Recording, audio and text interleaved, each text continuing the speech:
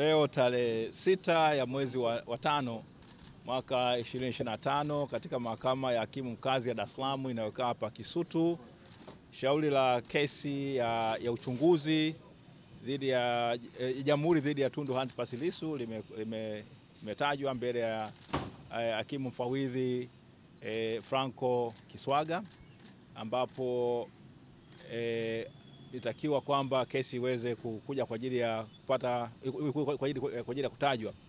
Kilichotokeza tu ni kwamba mteja wetu Tundu Antipas Lissu yeye akutokea katika mahakama ile ya kule gerezani kwa sababu ambazo alizoziainisha wazi kwamba yeye anataka kesi isikilizwe kwa njia ya yeye kuletwa mahakamani moja kwa moja na kuwa katika mahakama ya wazi na sio katika mahakama ya mtandao.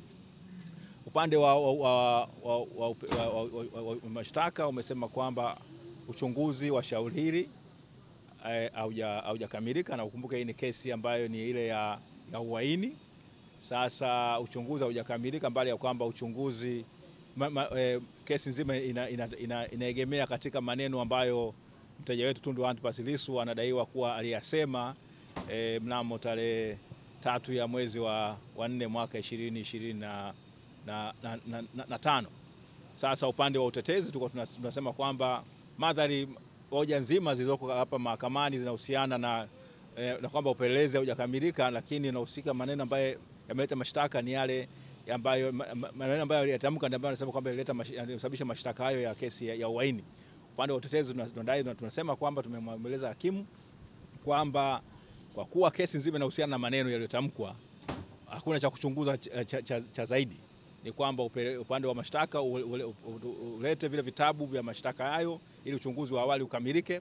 Upande wa mashtaka wao wamesema kwamba hawalazimishwi na sheria kuleta, watakuwa tayari watapandisha, lakini mwisho wa siku hakimu Kiswaga ametoa amri kwamba siku tunapokuja tena tarehe 19 ya mwezi wa 5 2025 upande wa mashtaka ulete maelezo kamili kwamba upelelezi umefikia wapi, na kesi haiwezi kuwa inaendelea kuwa inaahirishwa kwa ahadi za kusema kwamba uchunguzi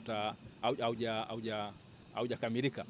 Basi kwa hiyo kesi hii itakuja mnamo tarehe 19 ya mwezi wa 5 2025, na tunategemea kwamba upande wa mashtaka utaleta maelezo sahihi kwamba upelelezi umefikia wapi, ili kesi ambayo inamkabili mteja wetu iweze kuanza na sisi tuweze kuonyesha jinsi gani mteja wetu hana hatia na kwani tutaweza kujitetea, na mwisho wa siku wa Tanzania na wao vile vile waweze kuamua katika akili zao, lakini kikubwa zaidi mahakama iweze kutoa hukumu inayostahili. Asante. Kama kuna mwandishi na swali, labda mnaridhika na tumesema kwamba kwa kuwa kesi nzima imeegemea katika maneno yaliyotamkwa, hakuna cha kuchunguza. Kwa kwamba kuna matendo ambayo mteja wetu aliyatenda huko baada ya kutamka yale maneno, sawa, lakini kesi nzima imeegemea maneno yaliyotamkwa na kwamba ndio hayo ambayo yaliitisha serikali. Kwa hiyo tunapenda tuje tuonyeshe jinsi gani serikali itatemeka kwa maneno ya Tundu Antipas Lissu ambayo anaambia wananchi kwamba waweze kuchukua hatua zinazostahili kupigania haki zao za kidemokrasia. Asante. Niongeze, upelelezi unaendelea, lakini sisi upande wa utetezi hatujaridhishwa na hatua ambazo zinachukuliwa kwenye upelelezi wa shauri hili, na ndio maana tumelalamika mahakamani kwamba upelelezi huwezi ukachukua muda mrefu kwa shauri ambayo linahusiana na maneno ambayo anayo yako kwenye YouTube, yako kwenye CD na kila mtu anayo na mshtakiwa wanaye. Kwa hiyo hatuoni ambacho kinapelelezwa, ndio maana tumeieleza mahakama, na mahakama imetoa amri kwamba tarehe inayofuata upelelezi huo umekamilika. Kama hujakamilika, hatua gani imefikiwa na nini kinakwamisha huo upelelezi.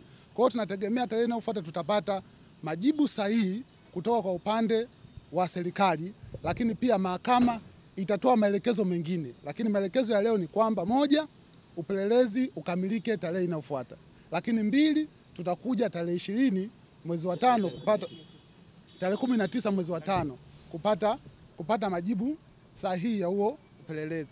Lakini jambo kuu ni kwamba mahakama imeelekeza upelelezi ukamilike kwenye shauri ambalo linamkabili Tundu Antipas Lissu.